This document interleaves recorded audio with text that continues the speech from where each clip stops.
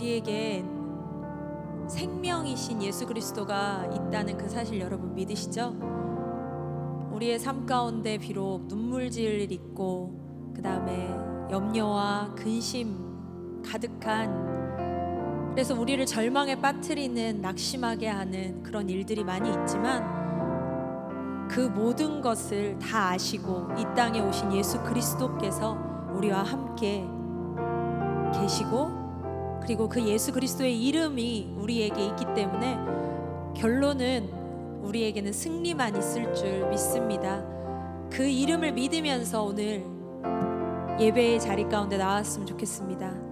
슬픈 마음 있는 사람, 예수 이름 믿으면 영원토록 변함없는 기쁨을 얻습니다. 우리 함께 찬양하시겠습니다.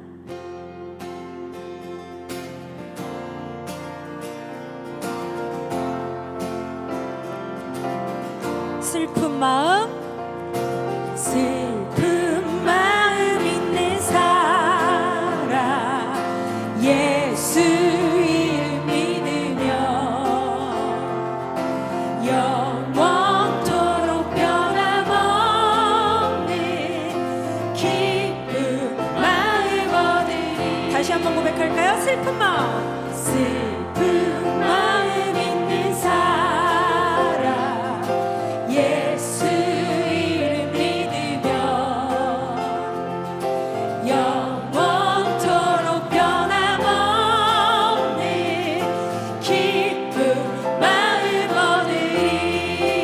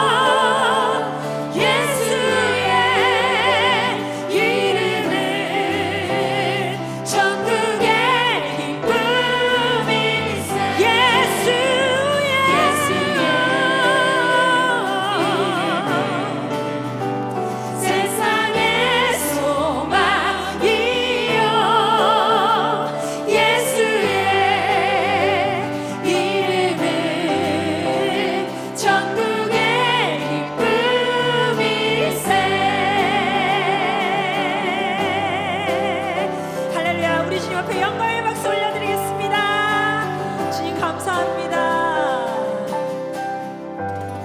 아멘, 아멘. 주님 감사합니다. 그 예수 그리스도께서 우리를 위해 이 땅에 오셨습니다.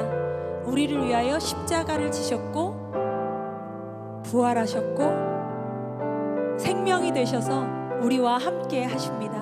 우리 이 찬양하시면서 주님, 나의 오직 유일한 소망은 예수 그리스도 뿐이십니다라는 고백 함께 하도록 하겠습니다. 무엇이 변치 않아, 무엇이 변치 않아, 내 소망이 되며 무엇이 한결같아 내 삶은 부물이 그 누가 날 만족해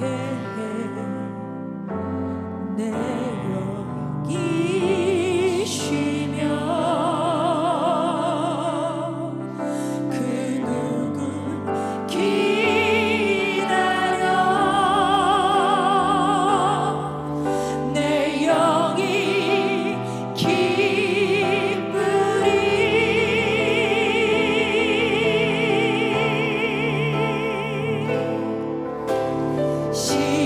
십자가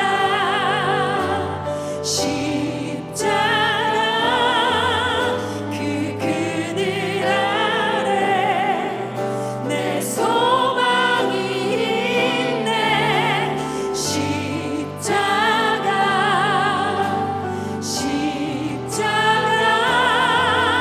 그 그늘 아래 내 생명이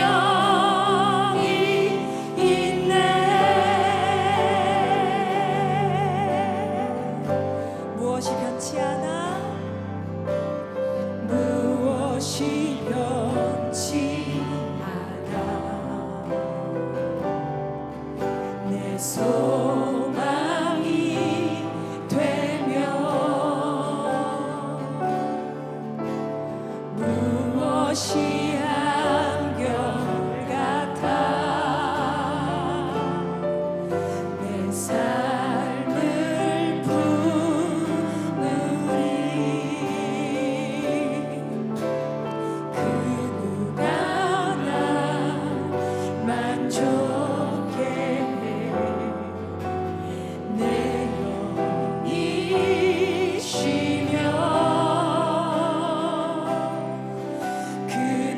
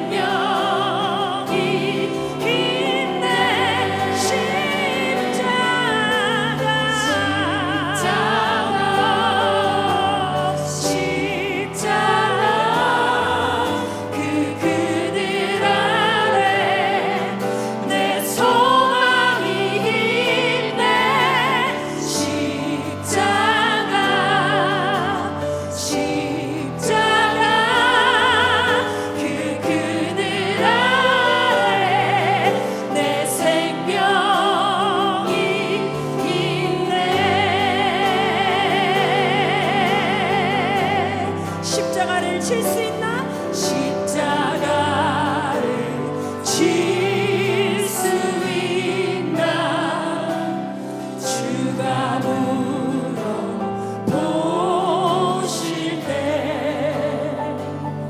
죽기까지 따르오리. 저들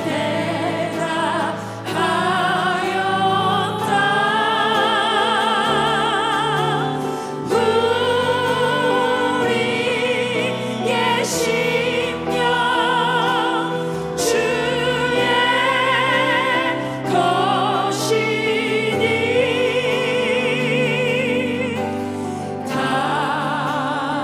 당신의 형상 만드소서.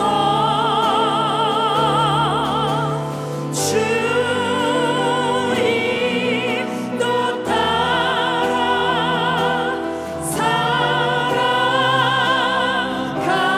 동안 사랑과 충성을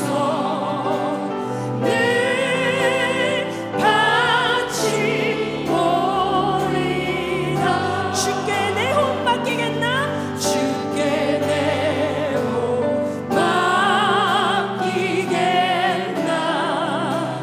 죄 웃음이 믿으며 걱정 근심 얻은 그는 너를 둘러 덮을 때 이런 일 다 할 수 있나? 이런 일 다 할 수 있나?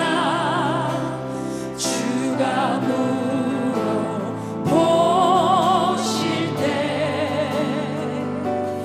용감한 자 옛날처럼 선뜻 대답하리라.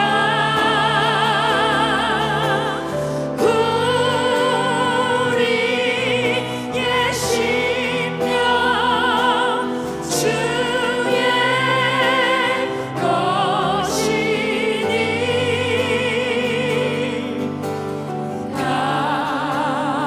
당신의 형상 만드소서.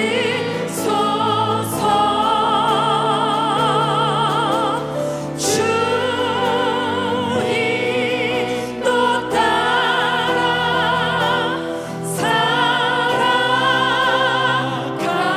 동안 사랑과 충성을 바치오. 우리 두 손 들고 찬양할까요? 우리의 심령 우리의 심령 주의 것이니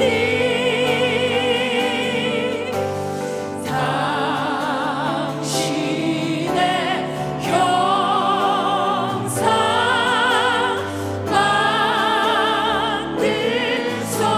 만드소서.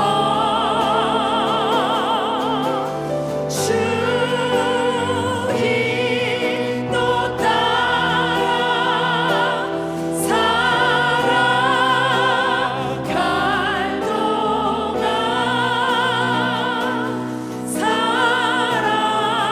사랑과 충성을 바치오리. 사랑과 충성, 사랑과 충성을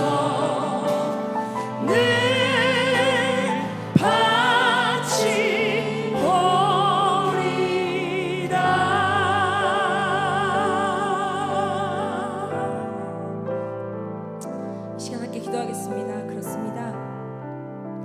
주님께서 십자가의 희생, 그 희생을 하신 이유는 생명을 살리기 위함이었습니다. 우리가 이 세상에서 해야 할 주님의 뜻을 따를 유일한 길은 주님처럼 생명을 살리는 것입니다.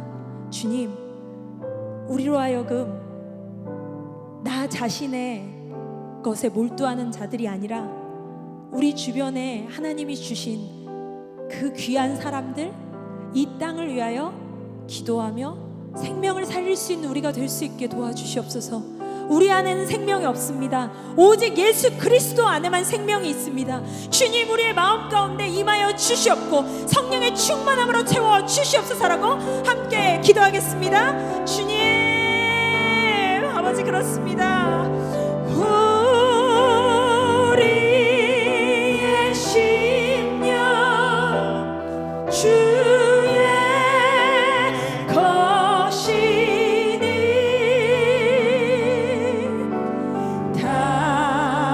당신의 형상 만드소서.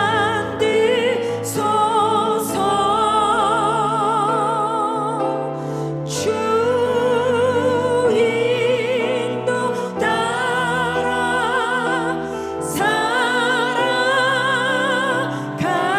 동안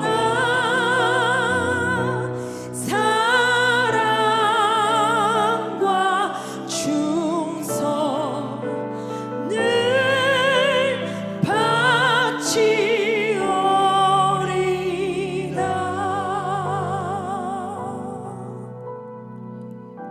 주님, 그렇습니다.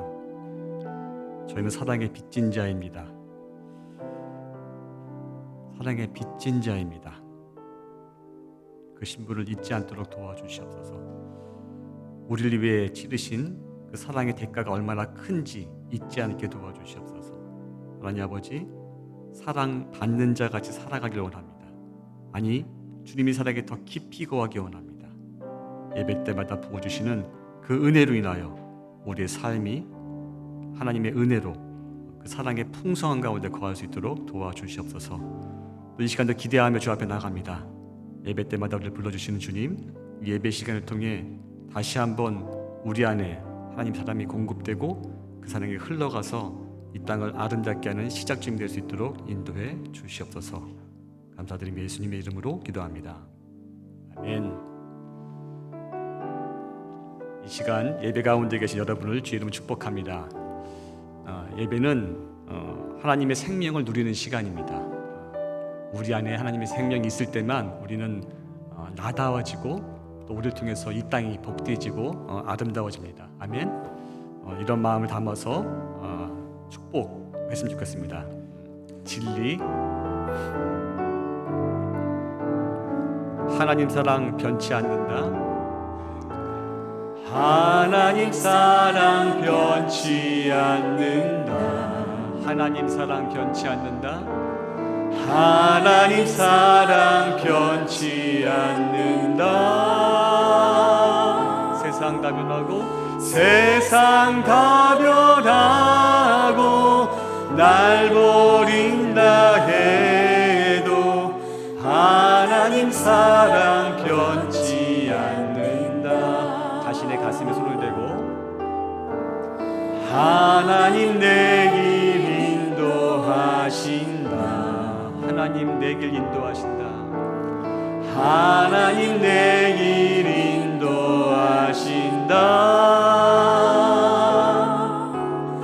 나의 가는 길 다 주님께 있으니 하나님 내 길 인도하신다. 우리 인도하신 주님을 찬양합니다. 아멘. 교회 소식 한 가지만 나누겠습니다. 주보 5쪽에 보면 부모학교 허그 플러스 2기 모집이 있습니다. 시간과 또 이제 참석하는 방법들이 나와 있는데요. 내용을 보면 자녀를 둔 부모들이 어떻게 자녀들과 함께 그리스도의 아름다운 형상을 빚어질 수 있는 것인가, 또 가정 안에서 어떻게 일상을 하나님의 자녀답게 살아갈 수 있을 것인가에 대해서 배우고 훈련하는 시간입니다.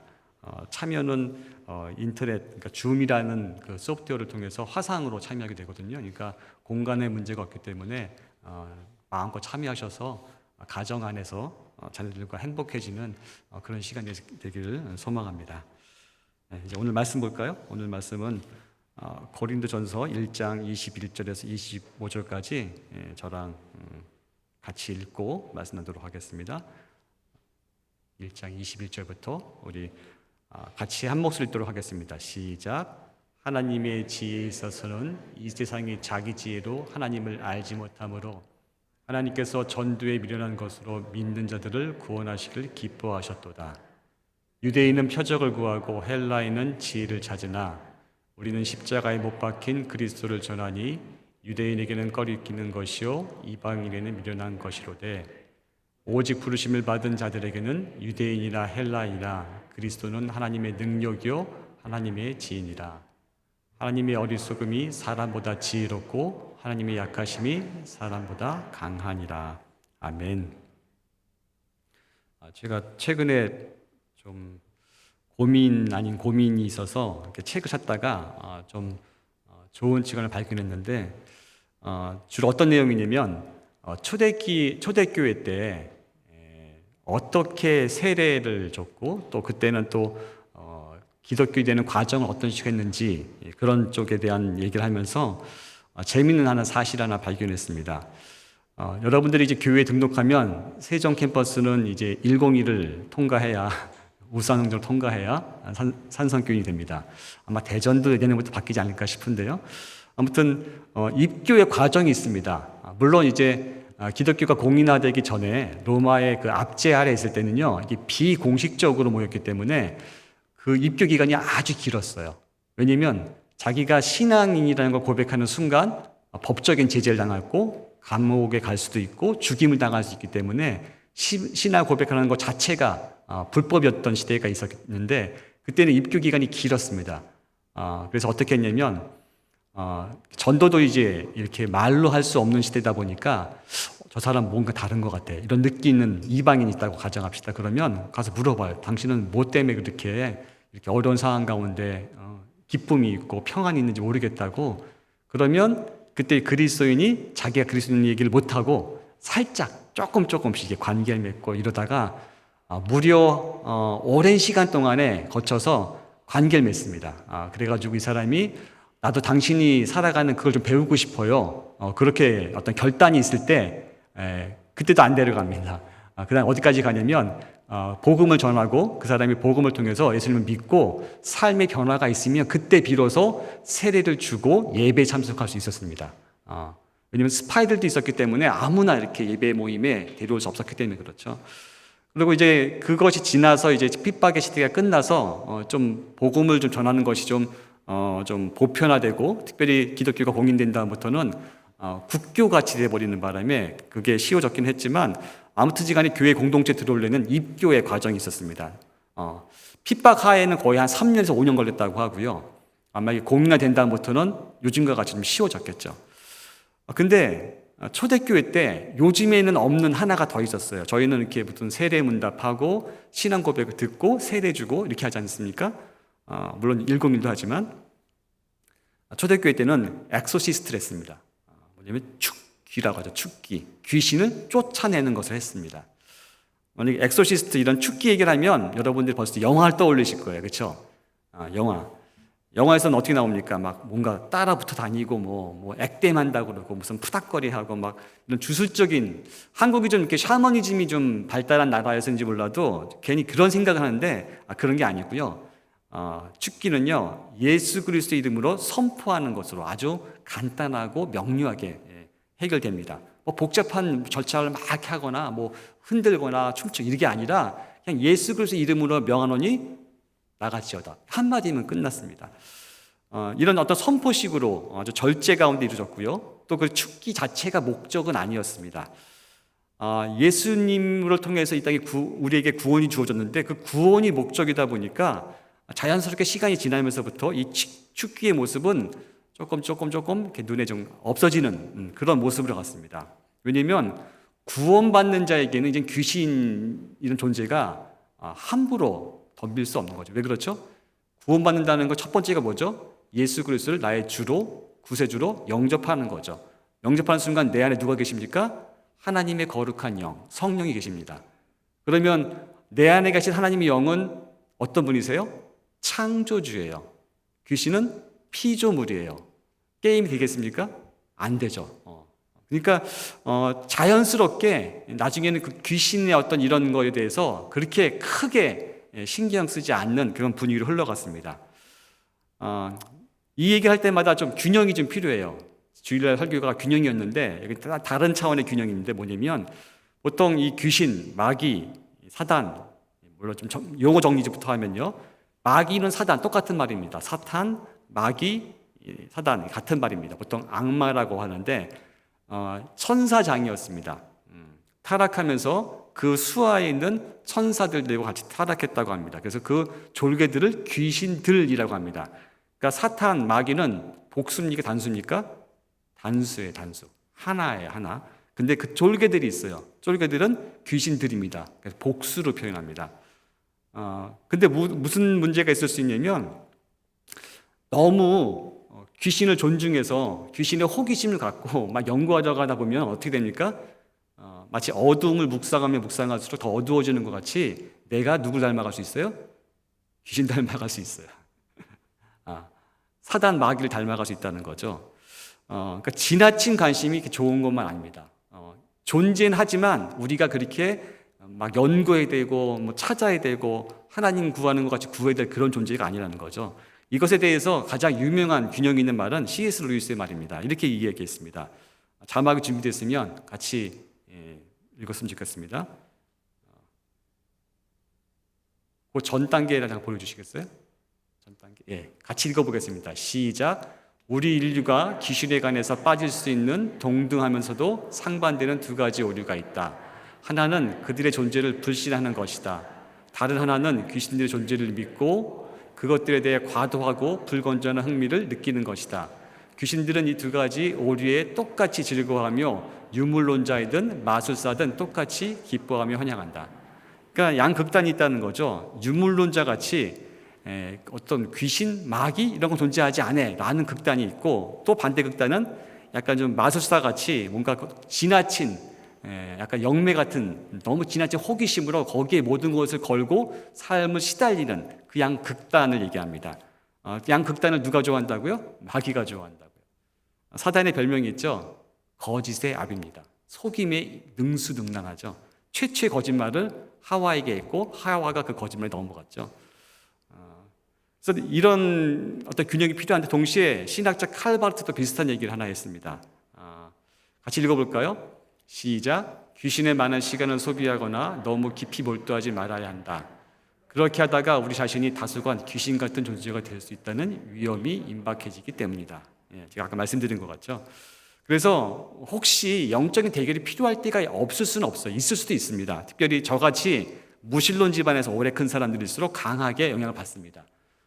저희 친할머니가 무당하고 친했거든요. 저도 무당하고 좀 가까웠어요. 어릴 때. 제가 놀러 가면 나중에 회심했기 때문에 크리스찬인 거 알기 때문에 제가 가면 신앙 얘기 좀 하자고 그래요. 무당이신 분들이 이렇게. 그러니까 좀 이렇게 신앙이 어떤 연조가 있고 좀 깊이가 있는 분들은 그런 걸 모르겠지만 저같이 처음 1세대 신앙이신 분일수록 그런 영향을 더 많이 받을 수 있습니다. 그래서 항상 제사의 문제가 걸리기도 하고 샤머니즘적인 문제가 걸리기도 하고 또 불교이신 분들 또 불교의 어떤 그런 거가 걸리기도 하고 좀 이 복합적으로 좀 신앙생활 하는데 어렵게 하지만 분명한 것은 예수 그리스도 이름의 능력이 있기 때문에 사단이 마귀가 우리를 어쩔 수 없습니다. 할렐루야. 이 믿음이 우리 안에 먼저 필요합니다. 지금도 가끔씩 자주 있지는 않는 것 같은데 이상하게 현대화되면서 귀신에 대한 것이 관심이 없어질 줄 알았는데 요즘에 더 관심이 있어지죠. 드라마들 보면요, 그러니까 무슨 귀신 나오고 뭐 이렇게 전생이 나오고 뭐 이런 것들이 아주 재밌는 것 같은 판타지 같은 드라마로 요즘에 인기 있는 것을 볼 때마다 참 이상합니다. 첨단 과학이 이렇게 보편화된 시대인데 오히려 사람들의 내면에는 공허함이 있고 그 공허함을 복음의 진리가 아니라 엉뚱한 샤머니즘이나 어떤 동양 종교 사상이나 좀 이상한 데서 찾으려는 경향이 지금 이 시대 가운데 많이 있습니다. 그런데 이제 그 교부 중에 한 분이 이런 얘기를 했습니다. 귀신은 신적인 은혜의 압력을 통해 패퇴한다. 쉽게 말하면 비인격적으로 광기가 많고 또 기만하는 이 속임수의 대가인 마귀는요, 하나님의 은혜의 압력을 통해서만 패해서 도망간다고 교부 중에 한 분이 이야기를 했습니다. 제가 이 얘기를 꺼낸 이유는 뭐냐면요, 우리가 예수님을 믿지 않을 때는요, 자기가 인정하지 않든 간에 그 마귀의 손아귀가 있습니다. 죄의 사망 권세 아래에 있는 거죠. 죄가 죄인지 모르고 살아가는 것입니다. 그게 자연스러운 것이라고 생각하지 않으면서요. 그래서 처음에 교회에 출석하시는 분들이 좀 오해할 수 있는 게 뭐냐면요, 내가 죄인이었기 때문에 죄의 성향으로 인하여서 신앙생활하는 게 어려운지, 아니면 내가 살아온 문화와 언어와 어떤 개인적인 성향 때문에 이렇게 신앙생활하는 게 어려운지 처음엔 잘 분간이 안 가기 시작합니다. 그래서 그런 분들에게 조금 도움이 되실 수 있는 말씀이 오늘 말씀일 수 있어요.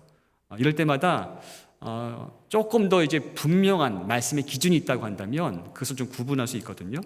특별히 신앙생활을 오래 했다고 해도 우리가 살아가는 삶이 일상에 보면 세상의 어떤 그런 흐름 가운데 있다 보니까 자꾸만 이렇게 희미해질 수 있어요.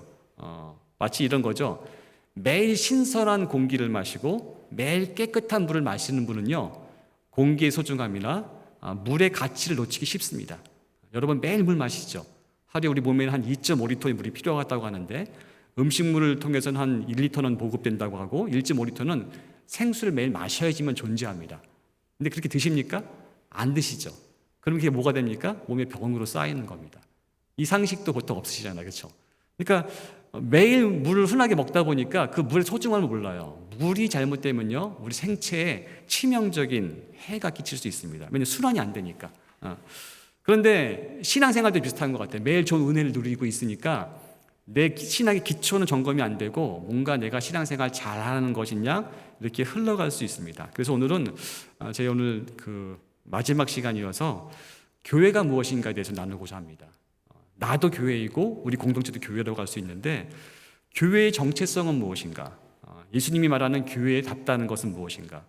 예수님이 교회 세우신 목적은 무엇인가? 그걸 나누고 싶습니다. 그래야 내가 조금 흔들릴 때마다 기초를 다시 점검하고 다시 한번 내가 누군지 확인하고 올바른 방향으로 삶을 조정할 수 있기 때문에 그렇습니다. 오늘 말씀해 보면요, 마태복음 28장 말씀인데요, 이 말씀은 산성교인이면 외워야 될 만한 말씀인데 28장 18절에서 20절까지 말씀을 보겠습니다. 같이 한번 읽어볼까요? 시작. 예수께서 나와 말씀하여 이르시되 하늘과 땅의 모든 권세를 내게 주셨으니 그러므로 너희는 가서 모든 민족을 제자로 삼아 아버지와 아들과 성령의 이름으로 세례를 베풀고 내가 너에게 분부한 모든 것을 가르쳐 지키게 하라. 볼지어다 내가 세상 끝날까지 너희와 항상 함께 있으리라 하시니라. 자, 이 말씀에 교회 사명이 나왔어요. 뭘까요? 말씀을 펴드릴까 다시요? 19절 말씀 보여주시겠습니까? 19절 말씀. 자, 사명이 뭐죠? 너희는 가서 뭐 하라고요? 모든 민족을 제자 삼아. 이게 원어를 보거나 영어만 봐도 금방 알 수 있는데 이 중에서 가장 중요한 단어가 제자 삼다예요. 제자 삼다. 어떤 분은 세례를 베풀고 가르쳐 지키게 하라 뭐 이렇게 얘기하시는데, 성경의 원래의 뜻은요, 제자 삼는 것이 본동사라고 합니다. 원래의 동사 핵심 단어입니다. 그리고 그것을 위해서 제자 삼기 위해서 가는 것이고, 아버지와 아들과 성령님을 세례 주는 것이고, 또 가르쳐 지키게 하는 것입니다. 그러니까 제자 삼는 방식을 수식하는 동사들이에요. 그러니까 교회 사명은 한마디로 하면 뭡니까? 예수 그리스도의 제자 삼는 공동체. 이게 정체성입니다. 비유하자면 이런 겁니다. 이 산성교회가 교회인지 아닌지 알 수 있는 방법이 한 가지예요. 뭐죠? 산성교회를 통해서 제자가 세워지고 있는가 아닌가. 그걸 보면 알 수 있어요. 여러분이 교회인지 아닌지 어떻게 알 수 있습니까? 내가 예수님의 제자로 살고 있는지 아닌지 보면 알 수 있는 것이죠. 만약에 생선 가게로 하는 이유가 뭡니까? 생선을 파니까. 과일 가게로 하는 이유가 뭐죠? 과일을 파니까. 신발 가게로 하는 이유가 뭐죠? 신발을 파니까. 물론 요즘에는 정육점에서 과일도 팔기도 합니다. 보니까 본질적인 게 있습니다. 교회의 본질은 뭐라고요? 제자가 만들어져야 돼요. 제자가 만들어져야 돼요. 그럼 궁금하신 게 생길 거예요. 제자가 뭡니까? 제자가. 제자라고 한다면 한 세 가지 요소가 있는 것 같아요. 첫 번째로는요. 같이 한번 읽어볼까요? 시작. 스승으로부터 배워야 합니다. 이게 첫 번째입니다. 제자는 배웁니다. 전인격적으로 배웁니다. 누구로부터? 예수 그리스도로부터 배웁니다. 그냥 지식만 쌓았거나 감동만 있는 것이 아니라 그 의지도 변하고 삶이 바뀌는 그런 배움이 스승으로부터 있어야 합니다. 우리의 스승은 누구죠? 예수 그리스도. 이게 첫 번째, 제자로 갈 때 첫 번째입니다. 두 번째 뭘까요? 두 번째 보여주시겠습니까? 읽어볼까요? 시작.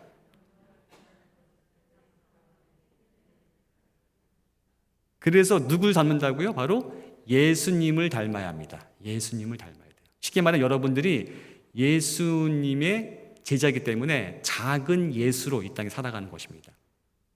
바르게 배우면 내 삶이 바뀝니다. 그래서 이 땅에 예수님을 닮아가죠. 사랑의 원리가 있지 않습니까? 여러분 누구 사랑하면 어떻습니까? 닮아가지 않습니까? 이렇게 사랑 한 번도 안 해보셨어요? 사랑하면 닮아갑니다. 내가 사랑하는 사람이 좋아하는 걸 내가 좋아하고 내가 사랑하는 사람이 싫어하는 걸 내가 싫어하기 시작합니다. 이게 제자라고 할 때 두 번째 조건이죠. 세 번째가 있습니다. 한번 더 볼까요? 시작. 내가 그에게 배우고 따라하고 흉내내는 것을 누군가에게 전수해야 합니다. 그러니까 내가 예수님의 제자라고 한다면요, 내가 닮을 뿐만이 아니라 나 같은 사람이 다른 사람이 될 수 있도록 뭔가 합니다. 그렇죠? 가만히 있을 수 없어요. 여러분이 어디 가서 좋은 음식을 먹고 와서 자랑하지 않습니까? 야, 저기 봐, 정말 가성비 최고고 음식도 맛있고 영양가 있고 뭐 이상한 거 첨가하지 않고 이러면 소문내지 않겠습니까? 하물며 음식도 그러는데 내 안에 영적인 변화가 계속 일어난다고 한다면 분명히 다른 사람에게 그것을 얘기할 수밖에 없어요. 나를 통해서 누군가 그리스도의 복음을 듣게 되는 것이죠. 그래서 이런 식으로 교회는 확장되어 나가는 것입니다. 그러면 오늘 이제 말씀을 좀 볼 텐데요. 그러니까 교회의 사명이 예수님의 제자를 만들어진다는 것이라 했을 때 내가 예수님을 닮아가는 그 삶을 살아갈 때 그 관점으로 볼 때 오늘 말씀을 좀 보면요, 조금 이제 다른 관점이 하나 보일 텐데 먼저 그리스도인이 됐을 때 예수님을 영접하는 순간 우리 인격이 갑자기 훌륭하게 싹 바뀝니까? 어느 날 잠자기 일어났더니 어저께 믿었는데 오늘부터 막 같이 예수님과 같이 거룩한 성품이 딱 나와서 보는 사람한테 너 예수님 같아, 가까이 오지 마, 이럽니까? 그런 일은 거의 없는 것 같아요. 그런 일은 거의 없는 것 같고 그리스도를 믿는다고 해서 갑자기 인격이 확 바뀌거나, 물론 그런 경험이 있을 수 있어요. 없다는 건 아니지만 일반적으로 우리의 삶이 오랜 시간 동안 형성된 것 같이 바뀐데도 오랜 시간이 필요합니다. 예수님을 믿는다는 것 자체가 갑자기 내 안에 있는 예절과 도덕성이 자동으로 갖춰지는 게 아니죠. 어떤 과정이 필요합니다. 오늘 본문도요, 고린도 교인들입니다. 고린도란 곳은요, 별로 그 당시에 고린도 사람들 그러면 평판이 좋지 않았습니다. 고린도 교인들, 그러니까 고린도 사람들 그러면 첫 번째로 제멋대로 구는 사람입니다. 이런 어떤 뉘앙스가 있었고, 독주를 마시기 좋아했고요, 성적으로 문란한 무리다, 이런 평판이 있던 게 고린도 지방의 사람들이었어요. 바울이 이 고린도 지역에 가서 복음을 전했고 상당수가 예수님을 믿기 시작했습니다. 그렇지만 그 고린도 사람들은요, 교회가 됐음에도 불구하고 그 이전의 습성들, 그 평판에 어울리는 것을 교회에 가지고 들어왔어요. 고린도가 어떤 곳이냐면요, 그 당시 어떻게 보면 서부와 지중해 사이에 있는 해상 교통의 어떤 중심지, 교차력에 대해서 중심지였습니다. 그러니까 많은 문화와 종교가 이렇게 뒤섞여 있는 그런 곳이었죠. 로마의 식민지기도 했고, 로마의 법과 관습이 이렇게 또 나오기도 하는 곳이었고, 특징이 뭐냐면 많은 신과 많은 주가 있었습니다. 쉽게 말하면 다신교 숭배가 많아서 이런 신들에 대한 어떤 예배가, 그러니까 우상 숭배죠. 정치에도 또 도시 축제에도 그들의 직장인 길드도 또 사교 클럽이도 그러니까 모든 전반적 일상생활 속에 이렇게 통합이 되어 있는 그러니까 우상에 쩔어 사는 어떤 그런 모습이 이들의 모습이었어요. 거기다가 이 당시는 순회 웅변가가 있었습니다. 그러니까 수사적인 그러니까 말을 잘하는 거죠. 일명 말쟁이인 거죠. 말 사람들을 막 웃겼다가 울렸다가 하면서 돈을 좀 짭짤하게 버는 그런 사람들이 있었어요. 순회 웅변가들. 요즘에도 있잖아요. 이렇게 말 잘해서 사람들 울리기도 하고 웃기기도 하고 막 들었다 놨다. 물론 좋은 목적을 위해서 그러면 모르겠지만 이 순회 웅변가도 주로 자신의 유명세를 위해서 돈 벌기 위해서 그랬던 사람들이 있었습니다. 아무튼 사도 바울은 그들을 대상으로 1년 6개월 동안 그곳에 보내면서 복음의 메시지를 자세히 전하고 그리스도의 공동체가 어떻게 살아가야 되는지 구원에 대해서 거룩함에 대해서 새로운 삶에 대해서 하나씩 가르쳤습니다. 우리식으로 얘기하면 이제 제자 훈련을 한 거죠. 그리고 이젠 충분히 됐다라고 싶었을 때 다른 도시로 다시 복음을 전하러 사도 바울이 떠납니다. 그런데 떠난 지 얼마 안 돼서 고린도 교회로부터 소식이 전화 들었습니다. 뭐냐면 고린도 교회 사정이 나빠졌다는 겁니다. 그리고 또 고린도 교회로부터 또 편지도 왔어요. 도움을 요청한 한 통의 편지가 왔는데 뭐냐면 교회 안에 파벌 싸움이 있었습니다. 도덕이 무너지고 있고 예배가 초자연적인 것에 집착하면서 이기적인 수단으로 변질됐습니다. 아마 고린도 사람들이라면 능히 그로 남을 만한 가능성이 있는 그런 성향이기 때문에 사도 바울은 그런지 모르겠지만 사도 바울은 그들에게 보낸 첫 번째 편지가 바로 오늘 읽었던 고린도 전서입니다. 목회적인 반응을 한 거죠. 어떻게 될 것인지 복음에 대해서 삶에 대해서 다시 한번 조언하는 편지가 오늘 말씀인 거죠. 그래서 17절에 사도 바울은 이렇게 이 서두를 인사한 다음에 이렇게 서두를 꺼냅니다. 17절 말씀 1장 17절 같이 읽어보겠습니다. 시작.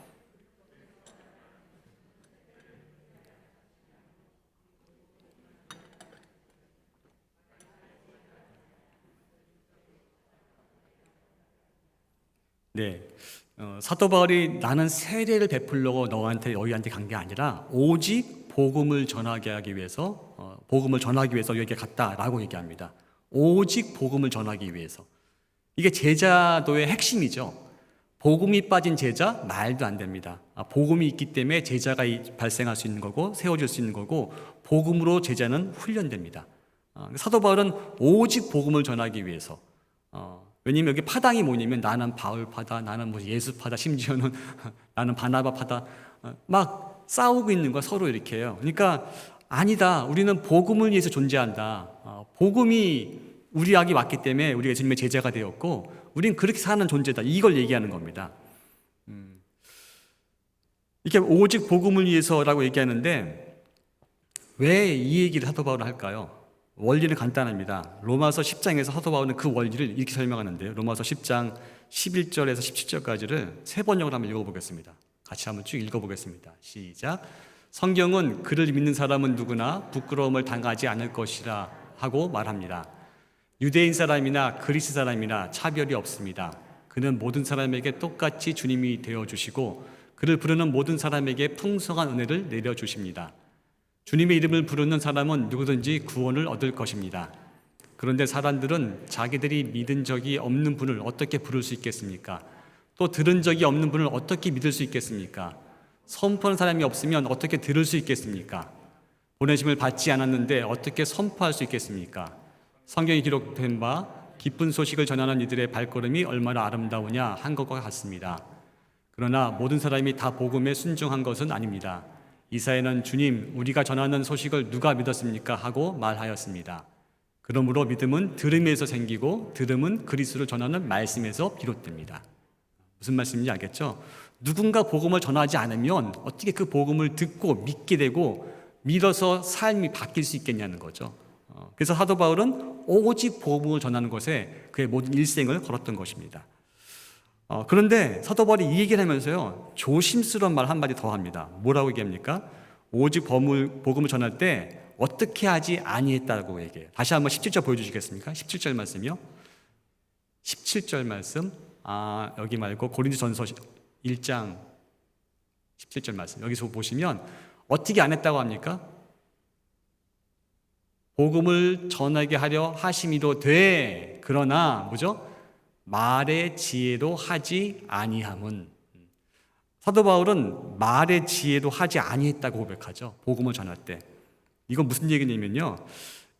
이 당시에 어떤 아까 말씀드린 것 같이 수사적인 논법이나 철학적인 논법을 가지고 사람들을 감동시키는 기법이 유행했어요. 그게 일종의 파워죠. 사람들을 변화시키고 움직이는 파워가 있었어요. 사람들을 조종하는 기법을 아는 거죠. 심리적인 기법을요. 여러분들이 교회에서만 계시기 때문에 모르시지만 교회 아닌 곳에서 이 큰 감동이 있는 거 아세요? 어느 그 음악 콘서트에 가면요, 사람들이 실신합니다. 감동받아가지고. 교회만 실신하는 게 아니라 그런 음악 콘서트 가서도 그런 게 있고요. 굳이 그런 게 없이 그냥 스피치 연설하는 데 가서도 사람들이 막 감동받아가지고 눈물을 엉엉 흘리고 막 그런 데가 있어요. 근데 이 당시는 더 심했습니다. 그걸 업으로 하는 사람들이 있었어요. 그래서 그 철학적인 논법이나 수사적인 그 현란한 말로 사람들의 영혼을 쏙 빼가지고 유명해지거나 돈을 버는 사람들이 있었습니다. 사도 바울은 그렇게 하지 않겠다는 거예요.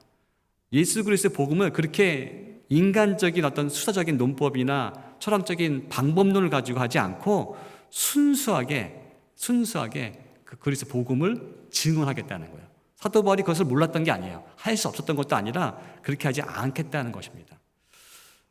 그 이유를 바로 이렇게 얘기합니다. 오늘 본문 말씀 중에 고린도전서 1장 21절 말씀입니다. 그 이렇게 설명합니다. 같이 한번 읽어보겠습니다. 시작. 하나님의 지혜에 있어서는 이 세상이 자기 지혜로 하나님을 알지 못함으로 하나님께서 전도에 미련한 것으로 믿는 자들을 구원하시기를 기뻐하셨도다. 세상이 자신의 지혜로 하나님을 알 수 있다고요, 없다고요? 없습니다. 절대로. 사람은 절대 자신의 노력으로 하나님을 발견할 수도 없고 알 수도 없습니다. 자신의 열심이나 결단으로 절대로 하나님을 알 수 없습니다. 왜냐하면 인간은 죄인이기 때문에 하나님의 영광에서 멀어져 있어서 그 빛을 이해할 수 없어요. 하나님을 알 수 있는 길이 인간에게는 없습니다. 길이 있다면 유일하게 한 길이죠. 어떤 길이죠? 하나님이 우리에게 오시는 길. 누구십니까? 예수 그리스도. 그분이 그래서 길과 진리고 생명이신 거죠. 하나님이 우리한테 오실 때만 우리가 하나님을 알 수 있어요. 지금도 똑같습니다. 성령 하나님 우리한테 오실 때만 우리가 하나님을 경험할 수 있고 알 수 있습니다. 다른 길은 없습니다. 아멘. 사람이 스스로 절대로 하나님을 알 수 없습니다. 모든 사람이 범죄하기 때문에 하나님의 영광에 이르지 못했다고 로마서는 말씀하고 있기 때문에 그렇죠. 그래서 하나님 선택하신 방법이 뭐죠? 전도에 미련한 것. 잘못 들으시면 전도가 미련한 거다 이렇게 이해하실 수도 있을 것 같은데 그런 뜻이 아니라 세상 사람의 눈에 볼 때는 어리석기 짝이 없어 보이는 복음 선포로 구원의 길을 여셨다는 뜻입니다. 세상 사람들, 그러니까 인간의 눈으로 볼 때는요, 어리석기 짝이 없어 보이는 복음 선포로 구원의 길을 여셨다는 거예요. 이것을 극적으로 경험한 적이 제가 있었는데요. 제가 캠퍼스 훈련 받을 때 거의 한 매일 전도 나갑니다. 2명 짝지어서. 저는 이제 목자고 제 양을 데리고 나가. 제가 양육하는 양이 있었거든요. 지금 터키 선교사님이신데 둘이 나가서 전도를 하는 겁니다. 그럼 저는 딱 가가지고 막 변증을 하는 거죠. 이 사람이 막 질문하면 답해주고 1시간 넘게 했는데 들었던 사람이 그냥 쌩 하고 가버렸어요. 이 본이 안 되더라고요. 그래서 다음 차례는 이제 제 양이었어요. 저 나이에 많은 형이었는데 이 형이 어느 자매가 저기 우두커니 앉아있는데 가서 한마디 던졌어요. 예수님이 당신을 사랑해요. 그런데 그 자리에서 그 자매가 예수님 영접하고 엉 우는 거예요. 그 한마디에. 저는 깜짝 놀랐고 동시에 알았던 게 뭐냐면 전도는 말에 있는 게 아니구나. 하나님의 때에 하나님이 그 일을 하시는구나. 전제 주도권이 나한테 있는 게 아니라 하나님께 있구나라는 걸 그때 경험했었습니다. 그 별거 아닌 것 같은 그 한마디가 그 사람을 변화시킨 거죠. 이 복음 선포가 예수님이 당신을 위해서 이렇게 하셨습니다. 라는 이 복음 선포가 왜 미련한 것이냐면요. 유대인들은 표적을 구한다고 합니다. 22절 말씀 보면요. 헬라인은 지혜를 찾는데요. 그러니까 유대인에게는요. 계속 그 예수님의 주장을 입증할 기적이 있어야 되는 거예요. 그러니까 유대인의 입장인 거예요. 계속 그 기적을 요구하죠. 너가 하나님의 아들인 것을 한번 증명해봐. 계속 기적을 요구하는 겁니다. 유대인의 성향인 거죠. 헬라인은요. 헬라인은 그 당시에 고대 야만인과 대조되는 어떤 문화 민족이거든요. 그러니까 지혜에 관심이 많았어요. 지난주 수요일도 그 얘기 했잖아요. 밥 먹고 하는 게 주로 뭐예요? 새로운 지식을 탐구하고 연구하는 거에 시간을 다 보내는 거죠. 그런 지혜에 관심이 있으니까 헬라인은 지혜를 찾았지만 지혜를 볼 수 없는 거죠.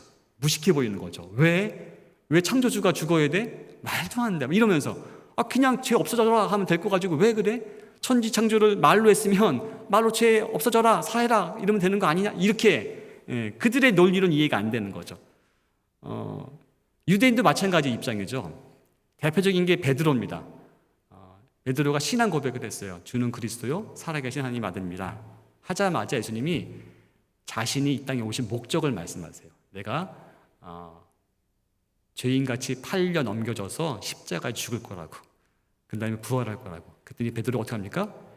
예수님을 옷을 잡고 윽박지르면서 그럴 수 없다고, 어떻게 그럴 수 있냐고.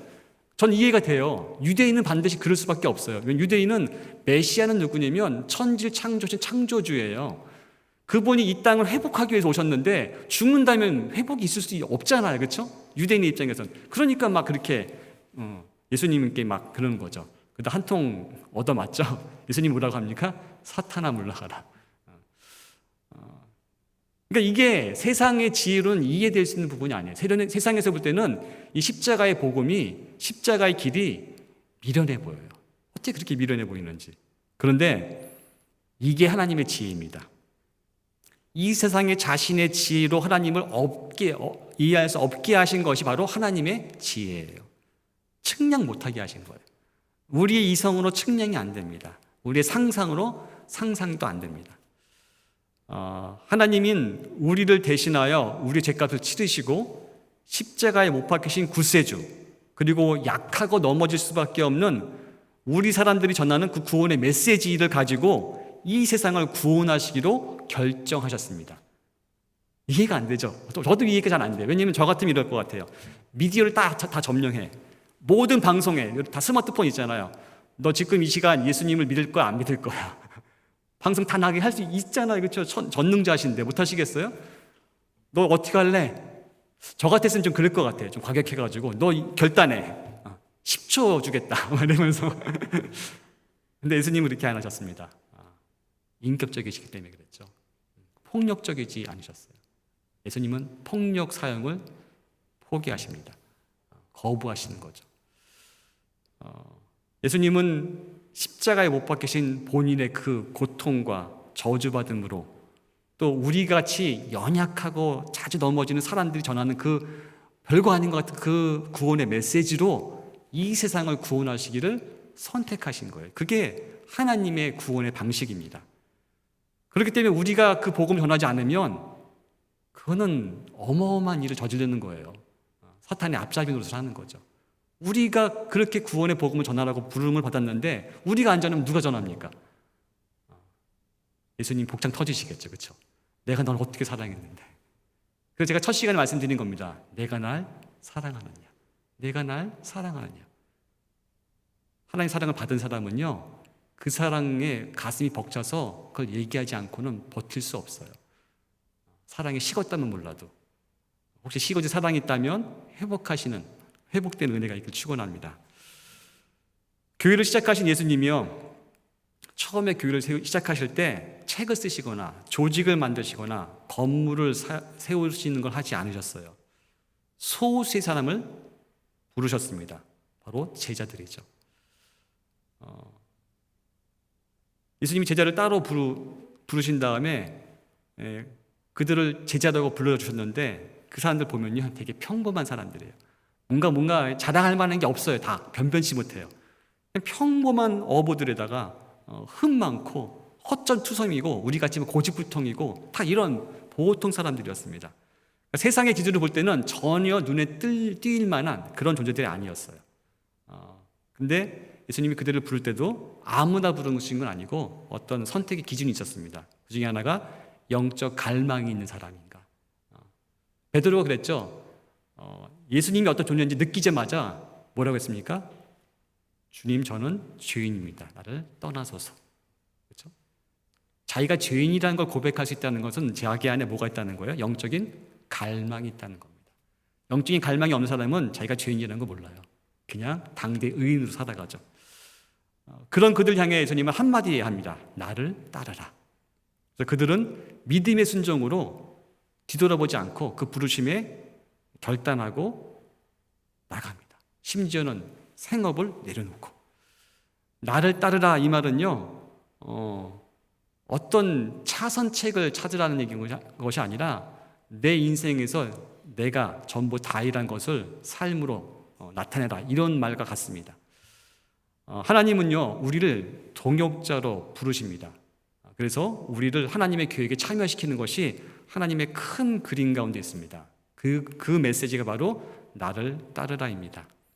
준비가 돼서 따르는 건 아닙니다. 따라가다 보면 준비가 되어집니다. 준비는 우리가 하는 게 아니라 하나님이 우리를 준비시켜 주십니다. 그러니까 제자가 되는 건요, 뭔가 프로그램 하나 했다고, 성경 공부를 하나 했다고, 어떤 체험을 했다고 되는 것이 아니라는 거예요. 그 부르심을 계속 따라가는 과정 전체가 제자가 되는 변화의 과정이기 때문에 그렇습니다. 제자들은 왜 변화가 되었습니까? 예수님과 같이 있었기 때문에 변화가 되었죠. 예수님과 삶을 같이 했었기 때문에 그들은 변화가 되었습니다. 그리고 보혜사 성령이 우리 가운데 임하신 다음에 그 가치함이 계속 이어지는 것이죠. 그것이 교회가 되었고, 교회의 주인 되신 예수 그리스도 제자가 계속해서 그 교회를 통해서 만들어지고 있는 것입니다. 이 사건은요, 지금도 계속되고 있죠. 예수님 당시에는 전 세계 사람과 예수님의 12제자밖에 없었어요. 그렇죠? 그리스도인이. 그 이후로 현재가 그리스도인이 가장 많은 시대입니다. 그리스도의 제자가 가장 많은 시대가 언제냐고 하면 바로 지금입니다. 역사가 그걸 보여주고 있어요.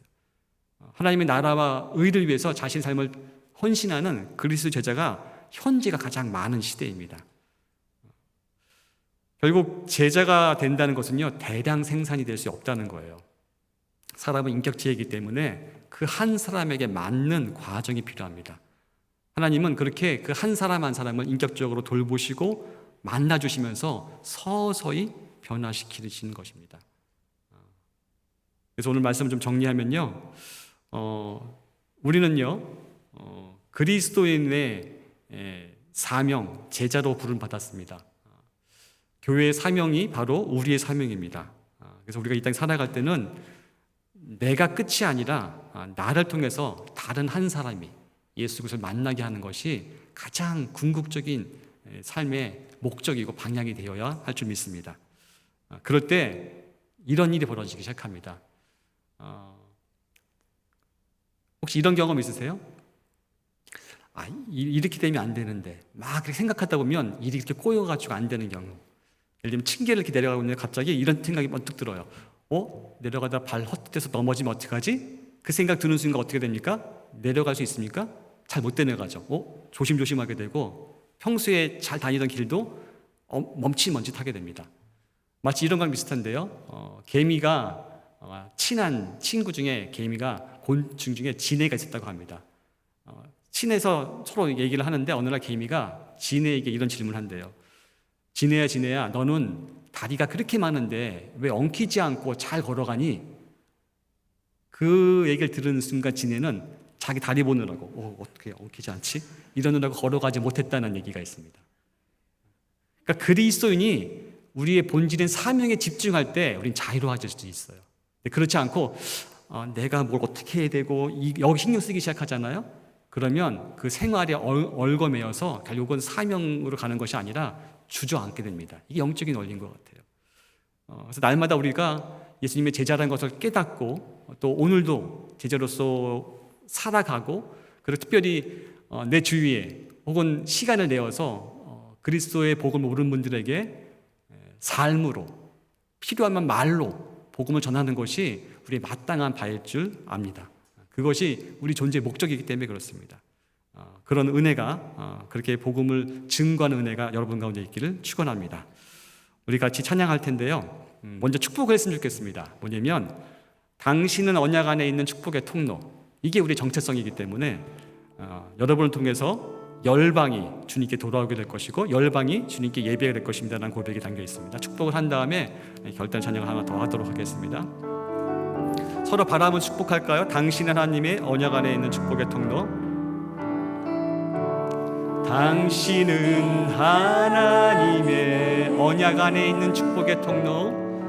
언약 안에 있는 축복의 통로. 당신을 통하여서 열방이 주께 돌아오게 되리.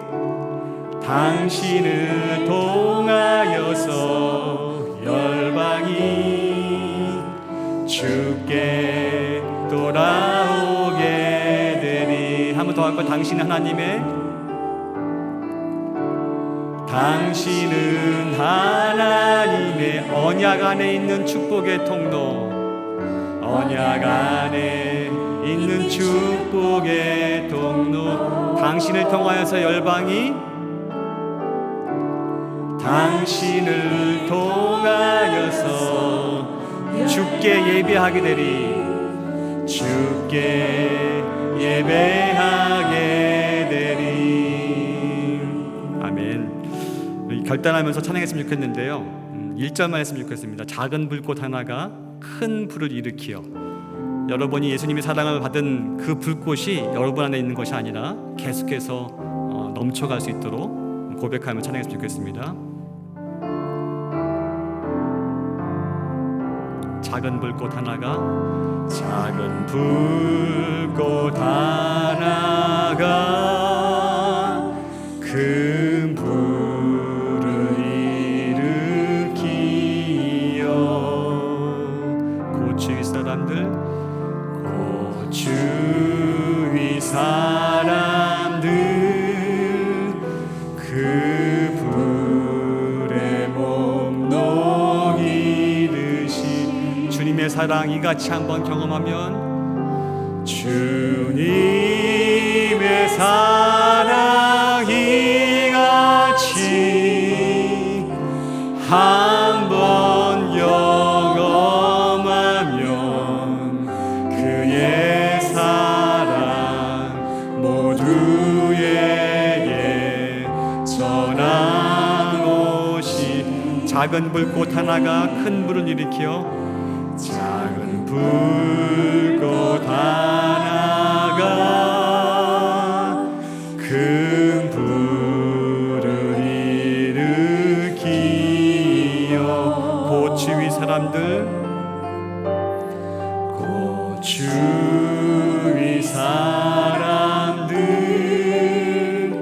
그 불에 몸 녹이듯이 주님의 사랑이 같이, 주님의 사랑이 같이 한번 경험하면 주의 사랑 모두에게 전하고 싶으리. 주님의 사랑이 같이, 주님의 사랑이 같이 한번 경험하면 그의 사랑 모두에게 전하고 싶으리. 우리 말씀을 기억하면서, 찬양의 가사를 기억하면서 기도했으면 좋겠습니다. 하나님, 그렇습니다. 나는 그리스도의 제자입니다. 내가 받은 그 은혜를 다른 사람에게 증거하라고 이 땅에 세우신 그리스도의 제자입니다. 하나님, 내가 그동안 내 삶에 얽매여서 그 사명을 잊고 살았습니다. 이제 다시 결단하오니 다시 한번 그 사랑의 전달자로, 사랑의 빚진 자로 이 땅을 살아갈 수 있도록, 이 땅에 작은 불꽃 하나 살아갈 수 있도록 도와주옵소서라고 같이 기도하겠습니다. 하나님, 그렇습니다. 작은 불꽃 하나가 큰 불꽃을 일으키는 것 같이 우리의 그 작은 섬김이, 작은 나눔이, 작은 그 복음의 증언이 하나님 이 땅을 아름답게 하고 복되게 함을 고백합니다. 하나님, 오늘 말씀을 통해서 우리의 사명이, 교회의 사명이 무엇인지 다시 한번 되새겼습니다. 하나님, 그동안 잊고 있던 분들이 있다면 다시 한번 이 사명 가운데 내 인생의 토대를 세울 수 있도록 하여 주시옵고, 혹시 이것에부터 멀어져 있던 인생이 있다 그러면 다시 한번 내 삶의 우선순위가 예수 그리스도께서 이 땅을 위해서, 우리를 위해서 십자가에 피 흘리시고 죽으시고 부활하신 그 사건을 증언하는 그것 가운데 우리 삶이 있을 수 있도록 도와주시옵소서. 하나님, 바로 먼저 그의 나라와 의를 구하는 것이 우리 삶의 존재의 방식인데 다시 한번 그것을 회복하게 도와주셔서 예수 그리스도의 이름으로 하나님 나라가 이 땅에 아름답게 펼쳐지고 드러나는 놀라운 축복의 통로로 저희를 사용하여 주시옵소서. 하나님, 특별히 우리 가운데 관계 가운데 좀 함께 해주셔서 예수님을 모르는 분들 가운데 사랑을 베풀게 도와주시고 사랑의 섬김 있게 도와주시옵고 친밀한 관계가 있게 도와주셔서 우리가 강압적으로가 아니라 주께서 우리를 통해서 그 사람을 만지시고 그 사람을 변화시키시고 그래서 자연스럽게 예수님의 복음이 그 가운데 흘러가는 이 축복의 통로로서 작은 붓꽃의 역할로서 이 땅을 살아갈 수 있도록 주님 도와주시옵소서.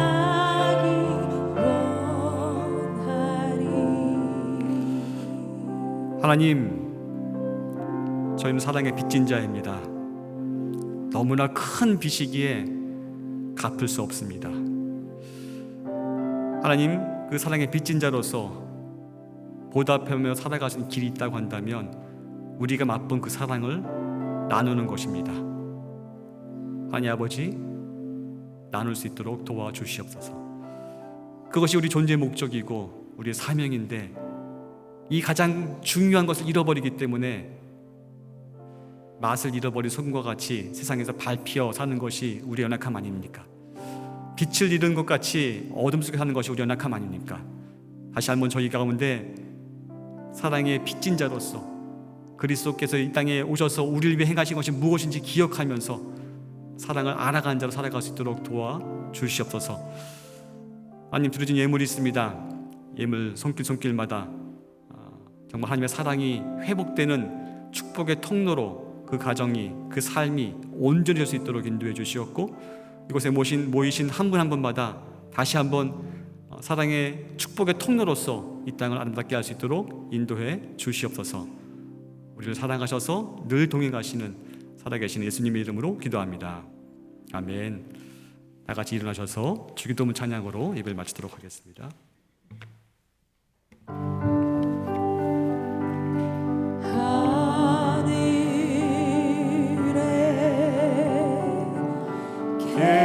계신 아버지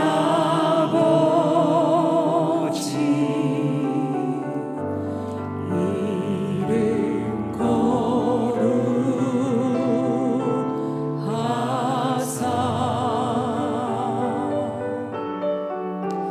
주님 나라